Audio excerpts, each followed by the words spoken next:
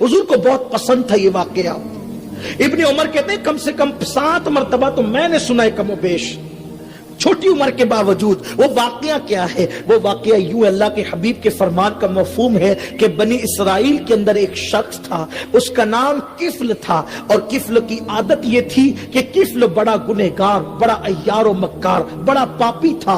उसका हाल ये था किफ्ल का, अल्लाह अकबर, कि किफ्ल की रात कभी ऐसी नहीं गुजरती थी कि उसके बिस्तर पर कोई नई लड़की ना हो। यानी हर रात उसके लिए वो जिना के लिए नई नई लड़कियों से राब्ता करता, अपनी दौलत का मिस यूज करता, अपनी दौलत का गलत इस्तेमाल करता। हाँ, यही हाल था किफल का कि किफल जो है रोजाना शाम से पहले अपने लिए कोई नया शिकार ढूंढने के लिए निकलता, और अल्लाह ने जो दौलत दी है उस दौलत का गलत इस्तेमाल करते हुए उस लड़की की आबरू को वो खरीद लेता और उसके साथ वो बदफेली किया करता था। एक दिन किफल अपने नए शिकार के लिए जैसे ही अपने घर से निकला, उसकी नजर एक खूबसूरत लड़की पर पड़ी, एक हसीन और जमील लड़की पर पड़ी। किफल ने जैसे ही खूबसूरत लड़की को आते देखा, लेकिन उसकी हैरत की इंतहा न रही कि लड़की जब आ रही थी तो वो जरूरतमंद थी, और वो लड़की अपने मोहल्ले के लोगों से कर्जा मांग रही थी। मुझे चंद सिक्के दे दो, मुझे पैसों की जरूरत है, मुझे चंद सिक्के दे दो, मुझे पैसों की जरूरत है।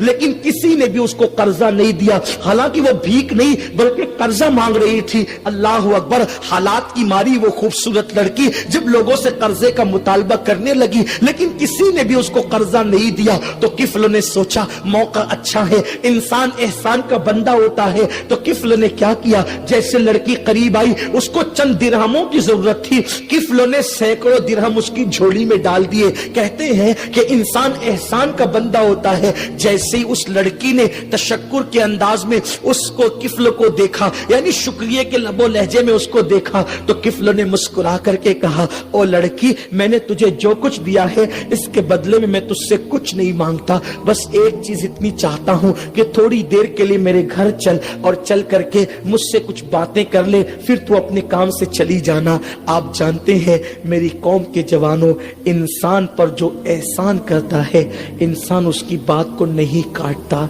तो कहने लगा था कि किफल ने उस लड़की के दामन में जब पैसे डाले तो उस लड़की से कहा कि मेरे साथ चलो, मेरे घर चलकर कुछ बातें करो।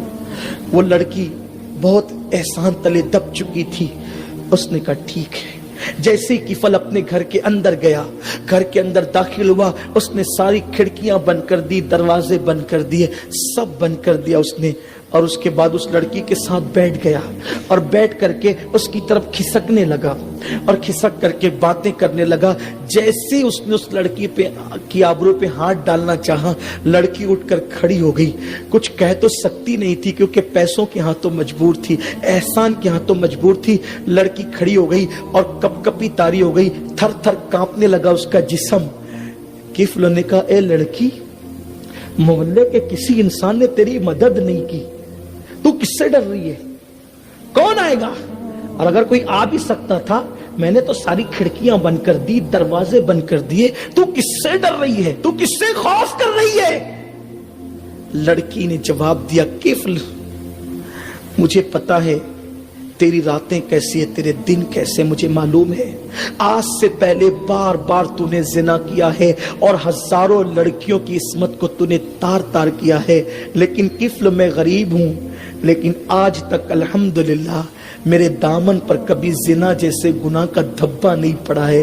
किफल, मैंने कभी जिना नहीं किया है। मैं किसी इंसान से नहीं डर रही हूं, बल्कि मैं सोच रही हूं इस वक्त तो अल्लाह तुझे भी देख रहा है और मुझे भी देख रहा है। अगर मैंने तेरे साथ जिना कर लिया इन पैसों की वजह से, तो मैं सोचती हूं कि जब क़यामत के दिन अल्लाह मुझसे और तुझसे पूछेगा कि तूने जिना क्यों किया था, तो मैं अपने मुंह में वो ताकत कहां से लाऊंगी, अपने मुंह में वो कुव्वत कहां से लाऊंगी कि मैंने किफल के साथ जिना किया था। मैं अल्लाह को कैसे कह सकूंगी? किफल, इसी वजह से मैं थर थर कांप रही हूं। अल्लाह तुझे भी देख रहा है, मुझे भी देख रहा है। मैं कैसे इकरार करूंगी? मैं इकरार जुर्म कैसे करूंगी? किफल, मेरा अल्लाह मुझे देख रहा है। कहते हैं दिल से जो बात निकलती है असर रखती है, पर नहीं ताकत परवास मगर रखती है। उस लड़की के दिल से बात निकली और दिल के اندر اتر گئی. کفل نے کہا اے لڑکی اگر اللہ دیکھ رہا ہے تجھے اور مجھے تو سن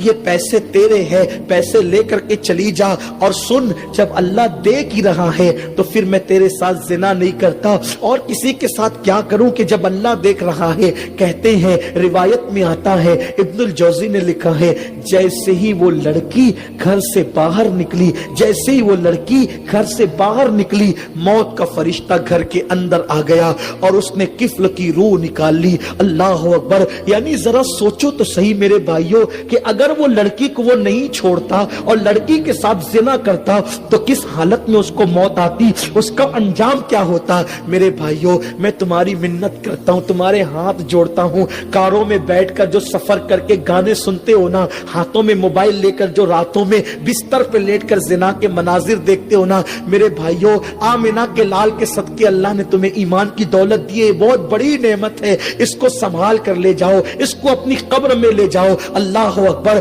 کیا سوچ کر کے بستر پہ لیٹ کے زنا کے مناظر دیکھتے ہو. جس وقت تم بستر پہ لیٹ کے زنا کا منظر دیکھ رہے ہو اسی وقت تو فرشتے نے تمہاری روح نکال لی, تو اللہ کو منہ کیا دکھاؤ گے. کاروں میں بیٹھ کر کے گانے سنتے سنتے جو جا رہے ہو, اللہ نہ کرے ایکسیڈنٹ ہو گیا اسی حالت میں مر جاؤ گے تو اللہ کو منہ کیا دکھاؤ گے. کیوں رشوت کے پیسے اپنے حلق میں اتار کر حرام پیٹ میں ڈال رہے ہو, اسی حالت میں موت آ گئی, اللہ کو منہ کیا دکھاؤ گے. کسی لڑکی کو پارک میں لے کر بیٹھے ہو اسی حالت میں موت آ گئی تو اللہ کو منہ کیا دکھاؤ گے. میرے آقا کریم فرماتے ہیں, غیب دا نبی فرماتے ہیں صلی اللہ علیہ وآلہ وسلم, جو جس حالت میں مرے گا قیامت کے دن اسی حالت میں اٹھایا جائے گا.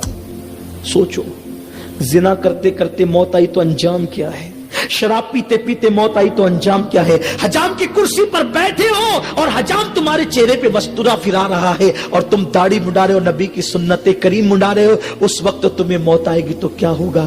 زندگی ایک ہی بار ملی ہے, اس کو برباد مت کرو, اس کو ہلاک مت کرو, اس کو مت تباہ کرو. اس زندگی کو سنت و شریعت اور دین پر گزارو تاکہ قیامت کے دن نجات کا پروانہ مل سکے. کفل کی روح نکل گئی, کفل کی روح نکل گئی, فرشتے نے کفل کی روح نکالی, لڑکی گھر سے باہر ہوئی, موت کا فرشتہ اندر آیا, روح نکل گئی. جیسے اس کی روح نکلی پورے شہر میں, پورے گاؤں میں جنگل کی آگ کی طرح یہ بات پھیل گئی. کفل مر گیا, مر گیا, مر گیا. زاہدان خشک آپس میں باتیں کرنے لگے, جو اپنے سے بہتر کسی کو سمجھتے ہی نہیں ہے, وہ آپس میں باتیں کرنے لگے. کفل مر گیا, پتہ نہیں اس کا منہ کیسا ہو گیا ہوگا. ہر رات نئی لڑکی اس کے بستر پہ ہوتی تھی, مجرم تھا, پاپی تھا, یہ تھا اور وہ تھا اور وہ تھا. یاد رکھنا کہ گناہ کی وجہ سے کبھی کسی کو حقیر مت سمجھنا, کبھی کسی کو حقیر مت سمجھنا. گناہ کی وجہ سے کبھی گنہگار سے نفرت مت کرنا, گناہ سے نفرت کرنا, گنہگار سے نفرت مت کرنا. پتہ نہیں وہ جو گناہ کر رہے وہ اس کا آخری گناہ ہو, اور اللہ نہ کرے جو تم نیکی کر رہے وہ تمہاری آخری نیکی ہو. اس کے بعد تمہیں نیکی کی توفیق نہ ملے, اس کے بعد وہ گناہ نہ کرے تو کیا ہوگا. اس لیے گناہ کو برا سمجھو, گنہگار کو برا مت سمجھو. گناہ سے نفرت کرو, گنہگار سے نفرت مت کرو, پاپ سے نفرت کرو, پاپی سے نفرت مت کرو. کیا ہوا؟ اللہ اکبر. جب زائدان خشک کہنے لگے اس کا تو منہ بھی بدل گیا ہوگا, یہ ہو گیا ہوگا, ایسا ہو گیا ہوگا, ویسا ہو گیا ہوگا. اللہ اکبر. تو کسی نے کہا ارے کچھ بھی تھا لیکن مسلمان تھا, چلو اس کا حق ہے کہ ہم اس کے جنازے میں شرکت کریں. پھر کیا تھا, جب لوگ اس کے گھر گئے اور اس کے گھر گئے تو کیا دیکھا, نور کے قلم سے, نور کے قلم سے اس کی چوکھٹ پہ لکھا ہوا تھا ان اللہ تعالی قد غفر للکفل, یعنی اللہ اکبر, کفل نے اللہ کے خوف سے ایک گناہ کو چھوڑ دیا تو اس کے گھر پہ لکھا تھا اللہ نے اس کی مغفرت فرما دی اور اس کی زندگی کے سارے گناہوں کو معاف فرما دیا. یہاں رک کر کے میں اپنی قوم کے جوانوں کو پیغام دینا چاہتا ہوں.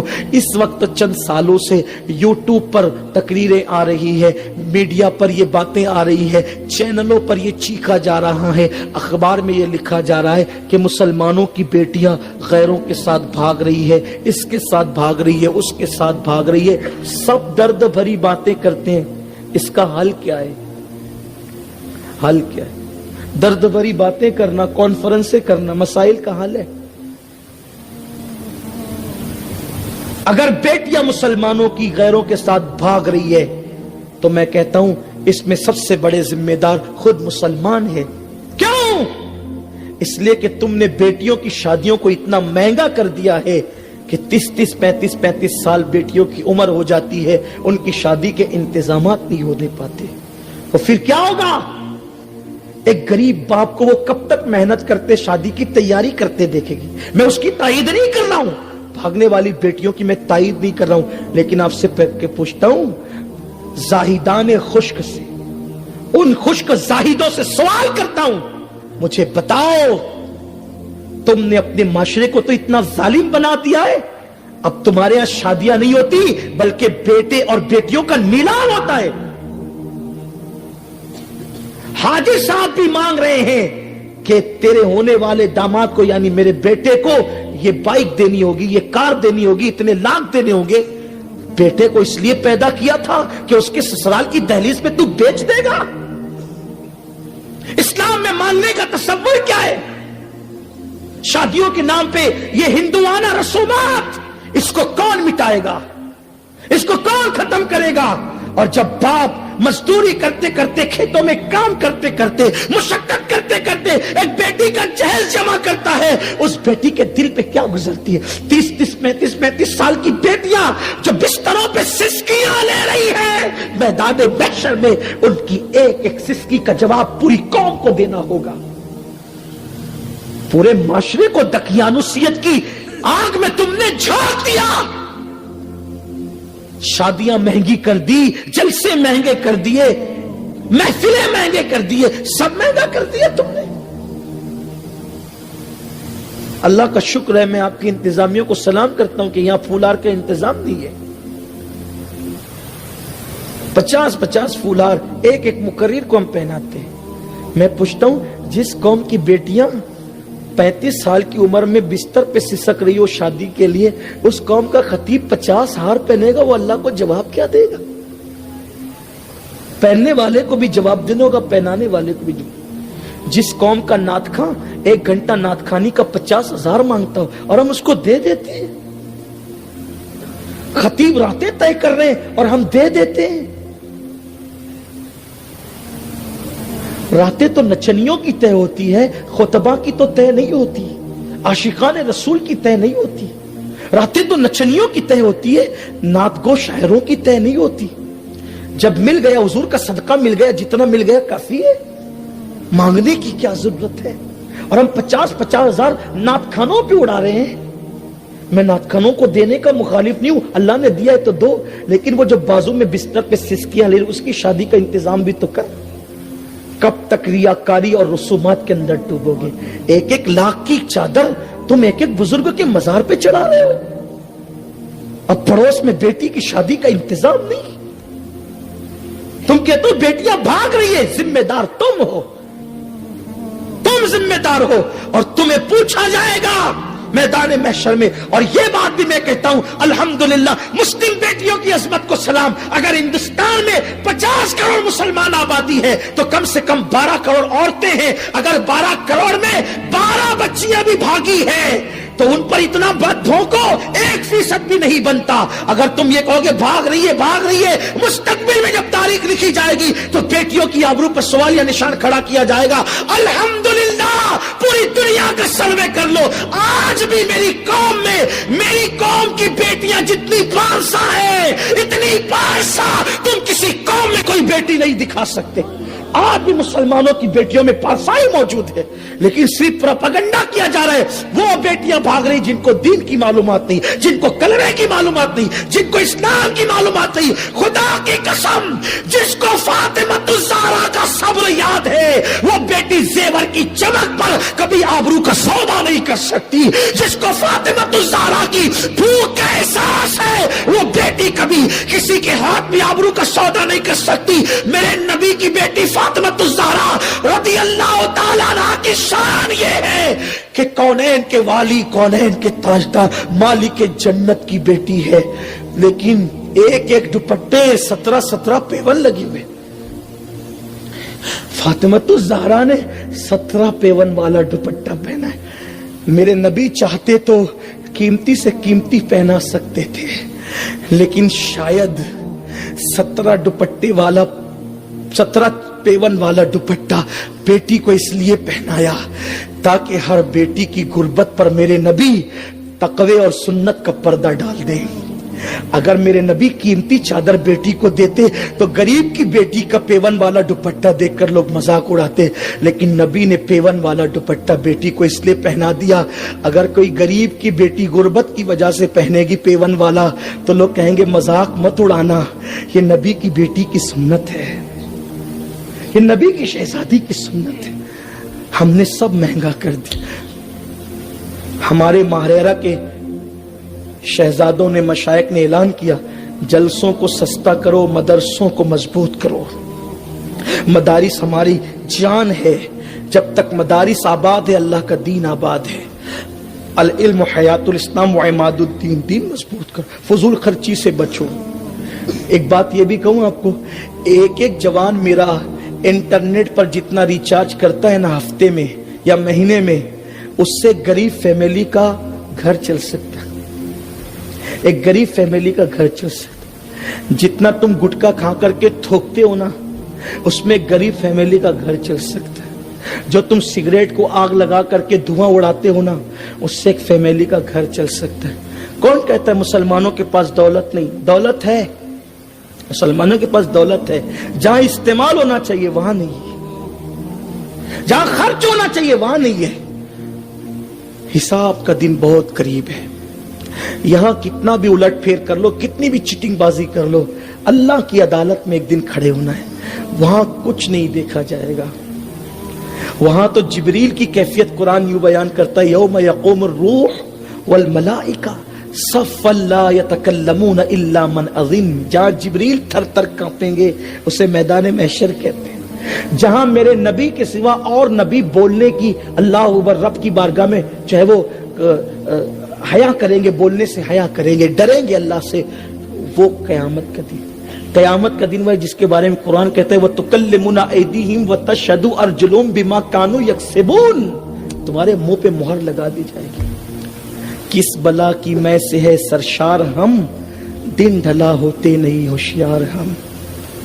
सिर्फ एक गुनाह छोड़ा था कि अल्लाह देख रहा है, सारे गुनाह उसके माफ हो गए। जिंदगी में नफ्स वर्गलाएगा, जिंदगी में नफ्स गुनाह की तरफ ले जाएगा, इतना सोच लेना अल्लाह देख रहा है। और यही मिलाद का पैगाम है। हुजूर दीन के गलबे के लिए आए थे। आओ अपने वजूद पे दीन गालिब करें, अपने घरों पे दीन गालिब करें, अपने मोहल्लों में दीन नाफिज करें। इंशाअल्लाह ताला दुनिया भी संवरेगी, आखिरत भी संवरेगी। हुजूर से इश्क करो, गाने मत गाओ, दुरूद पढ़ो, गाने मत गाओ, तिलावत करो, कानों में एयरफोन लगा करके गजलें मत सुनो, नाते सुनो। इंशाअल्लाह दुनिया भी संवरेगी, आखिरत भी संवरेगी। आज से पहले कोई गुनाह किया है, अल्लाह की बारगाह में सच्ची तौबा कर लो, सच्ची तौबा कर लो। अल्लाह तौबा करने वालों को पसंद करता है, तौबा करने वालों को महबूब बना लेता है। आओ हमने अपने रब की बारगाह में तौबा करें। जो तौबा कर लेता है गुनाह से, वो ऐसा है जैसे उसने गुनाह किया ही नहीं। रब की बारगाह में सच्ची तौबा करें। अल्लाह मुझे आप सबको माफ करे। अस्तगफिरुल्लाह रब्बी मिन